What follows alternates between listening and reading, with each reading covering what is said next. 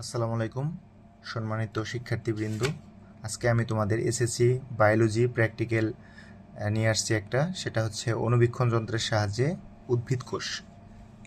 ঠিক আছে, উদ্ভিদ কোষ এখানে পেঁয়াজের কোষ দেখানো হয়েছে। এই চিত্র এটা এইভাবে করবে, দাগগুলা লেখাগুলো একটু সোজা করার রাখার চেষ্টা করবে। আর এইখানে তোমাদের চিত্রটা আমরা অনেকে এই যে পেপারের নিচে করি, কিন্তু সাধারণত এই লেখা এবং চিত্র একই পাশাপাশি রাখা দরকার। তবে তোমাদের কলেজের বা তোমাদের স্কুলের টিচাররা যদি বলে দেয় যে না মানে পাতলা পেপারটা নিচে করতে হবে, তোমরা অবশ্যই নিচে করবা। আর তখন দেখা যাবে এই যে এইখানে লিখতে হবে, এইখানে নেম অফ এক্সপেরিমেন্টটা লিখবে, এই যে এইখানে না লিখে ওই পাশে লিখবে আর কি। আর লেখাটা হবে তোমার এই যে এটা দেখো তুমি পরীক্ষণ নং, এটা আমার 1 নং পরীক্ষণ, এই জন্য আমি 1 নং দিয়েছি। পরে এইভাবে লিখে পরীক্ষণ নংটা উপরে লিখে নিবে।